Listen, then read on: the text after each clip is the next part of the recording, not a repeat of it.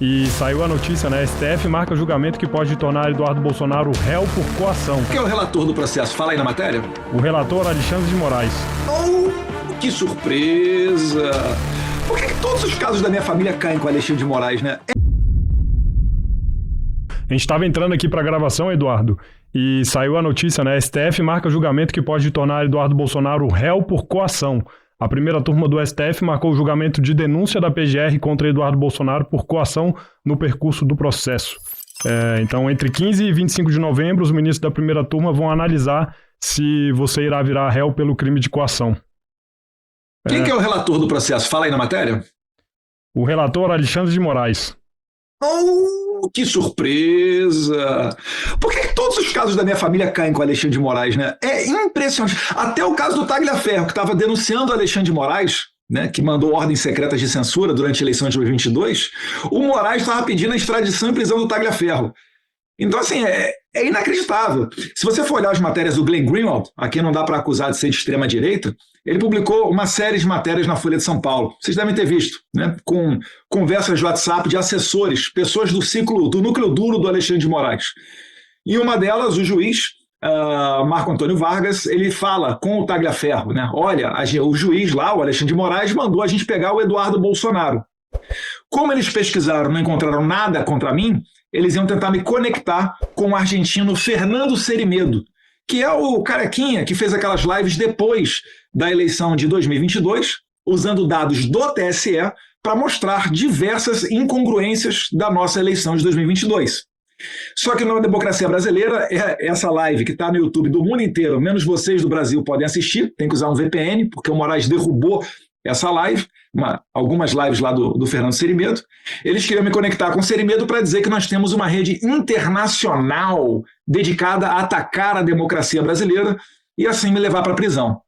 A verdade é que esse julgamento aí é só mais um passo para tirar, através da mão grande, né, num tapetão, uma pessoa legítima, honesta, de poder se candidatar, porque eles enxergam em mim, né, um perigo ao projeto pessoal de poder deles. Então, o Alexandre de Moraes, ele se mantém hoje no poder, mesmo prendendo velhinhas, né, condenando a 14 anos de prisão, por exemplo, a Débora do Batom, ele consegue se manter através disso, através de ameaça. Então, ele ameaça parlamentares, ele ameaça deputados, ele ameaça senadores. Aí ele vai tentando segurar o impeachment dele dentro do Senado Federal. E finalizando, a gente sabe que o Senado é uma eleição tão ou mais importante do que a própria presidência ano que vem.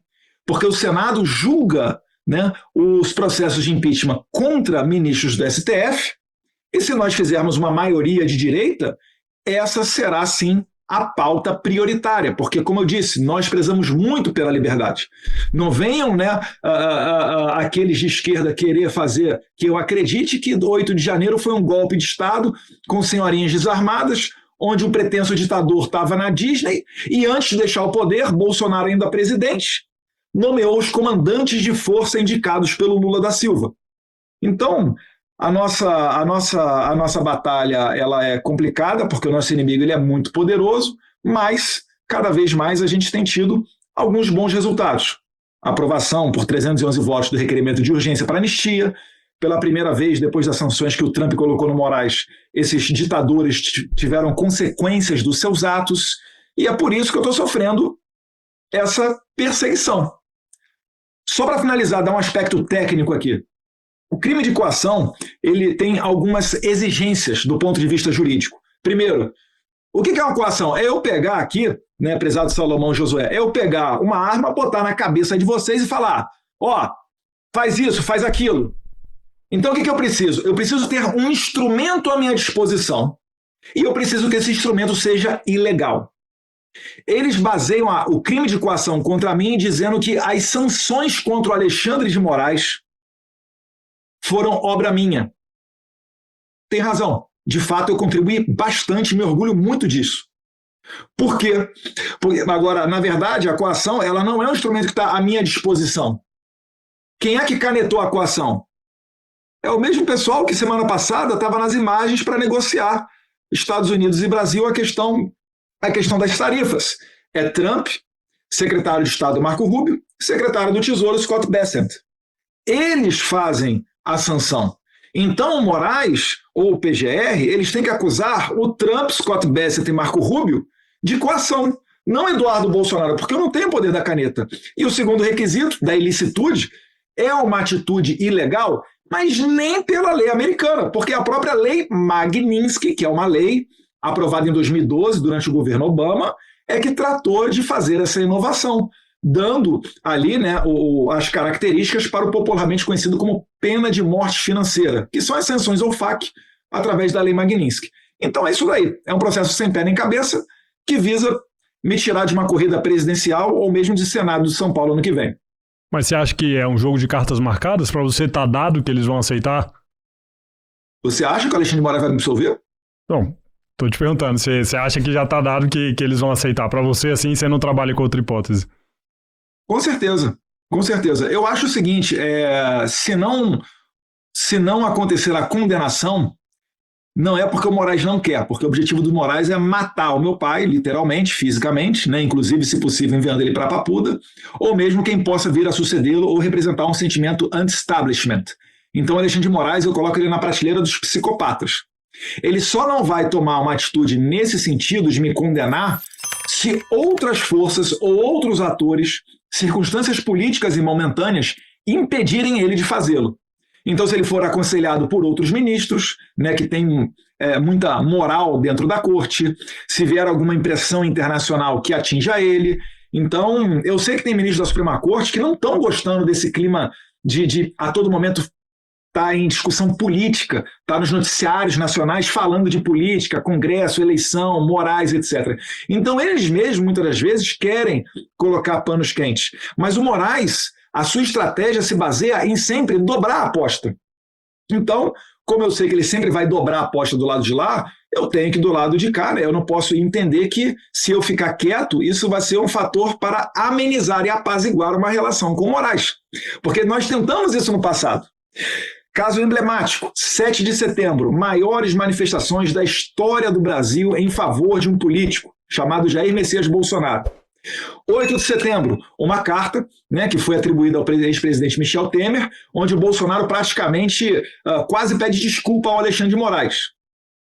Disse que naquela época haveria um acordo para que os inquéritos intermináveis, como por exemplo o inquérito das fake news, aberto em 2019, mais de 6 anos de inquérito, e ainda não acabou, não tem relatoria, para que esses inquéritos intermináveis fossem extintos. Nenhum foi extinto. A perseguição só piorou. Então eu não tenho outra saída. O meu negócio, o meu papel no meio disso tudo é ser um bombardeiro. Eu sou o B2 sobrevoando ali a cabeça do Alexandre de Moraes e tentando largar o maior número de bombas possível.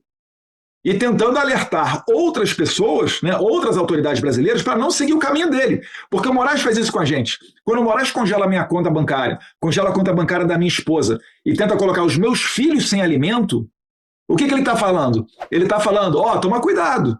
Você vai se relacionar com o Eduardo Bolsonaro, vai se relacionar com a família do Bolsonaro, isso daqui é o que pode acontecer com vocês. Quando ele partiu para cima dos empresários e colocou um grupo de WhatsApp indiciando gente que fez joinha dentro de grupo de WhatsApp, qual era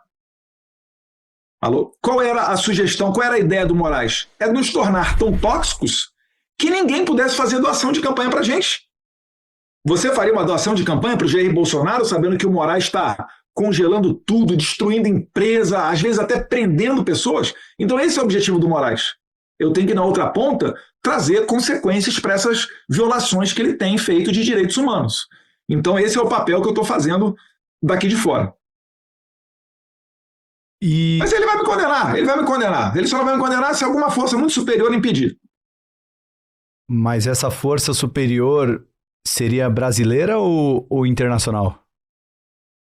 Pressão internacional com atores brasileiros. Eu aqui de fora, né? A pressão internacional ela funciona até determinado ponto, né? Então você tem que ter sempre uma infantaria indo a campo. E aí são aqueles chamados o jogo de bastidor, né? Que é realmente onde as coisas acontecem. As coisas não acontecem na frente das câmeras, ou do Facebook, ou da rede X. Muitas das vezes, né, é um interlocutor que fala com um, que fala com outro, que traz uma nova perspectiva. E isso daí, essa comunicação, ela é muito quente em Brasília.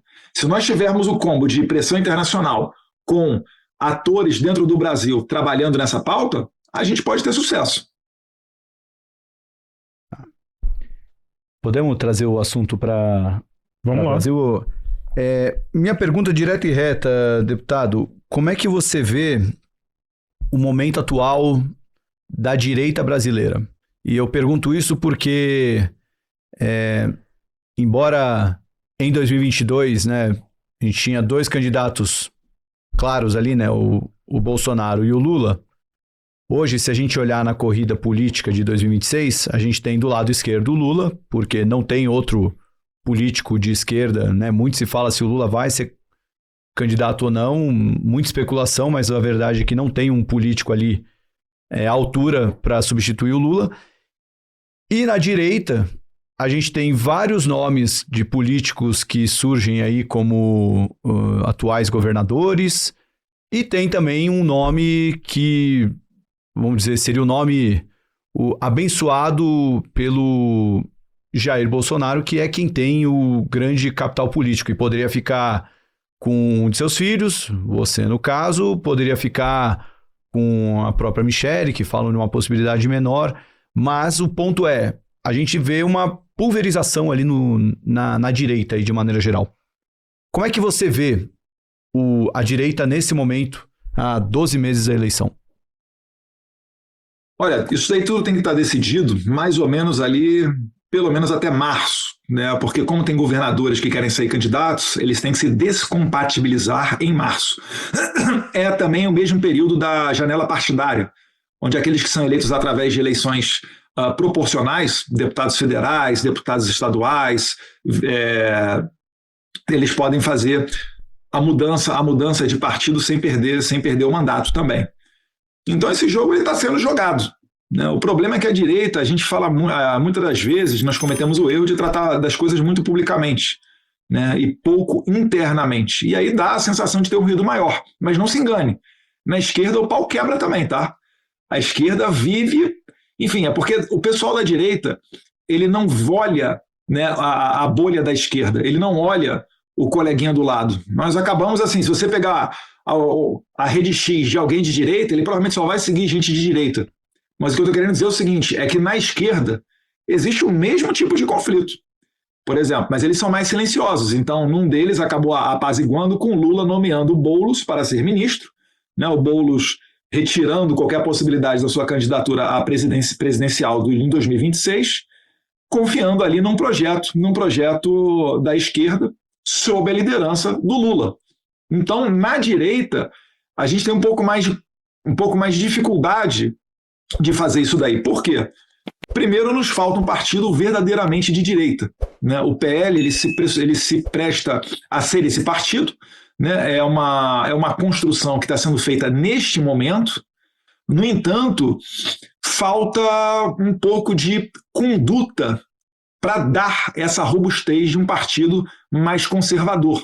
Existe um choque interno dentro do PL entre duas correntes de pensamento, né? Aquele pensamento da política um pouco mais antiga, que mira na eleição e quer fazer a maior bancada possível, porque isso significa mais fundo partidário e mais tempo de televisão, o que te coloca na eleição subsequente mais fortalecido, é verdade.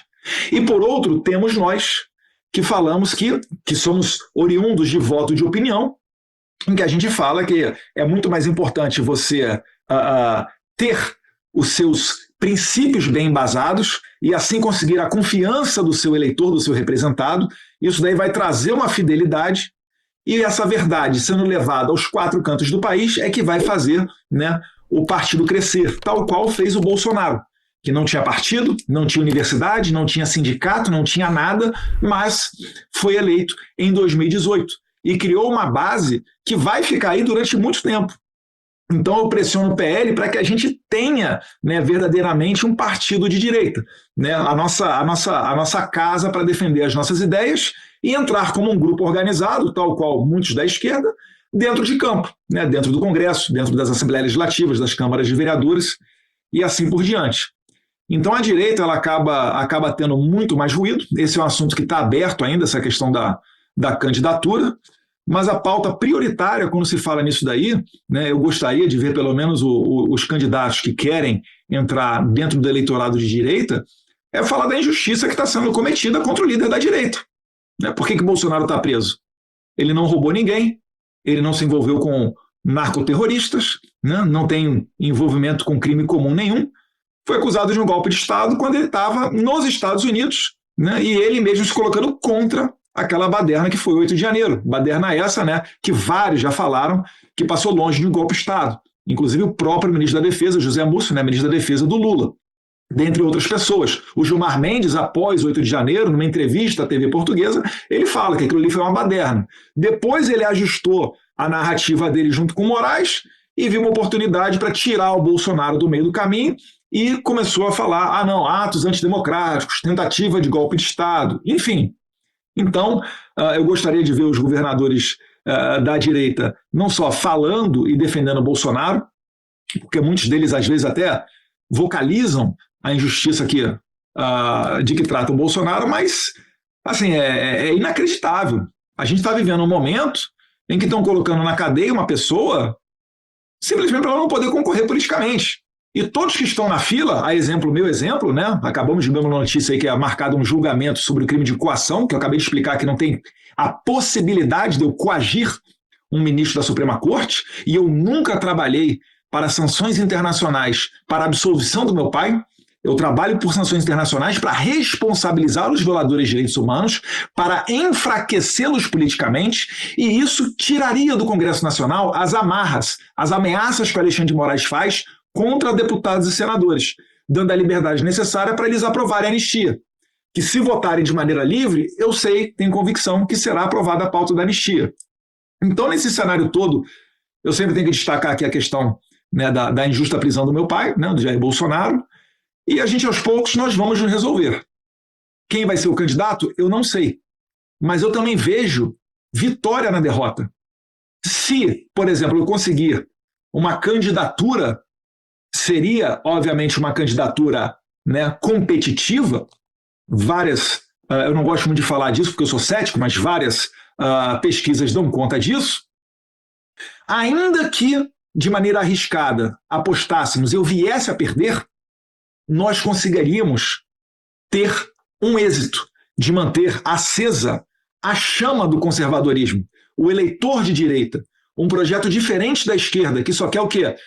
Proteger bandido, aumentar imposto, sexualizar nossas crianças na escola, e nós estamos diametralmente oposto a isso.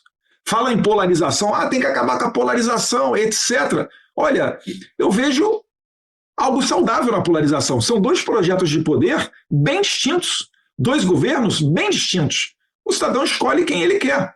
Então, vamos ver como é que vai ficar essa situação. E eu gostaria, caso o Jair Bolsonaro não pudesse concorrer, que eu, né, colocasse o meu nome e concorresse. Vamos ver como é que ficam as cenas dos próximos capítulos.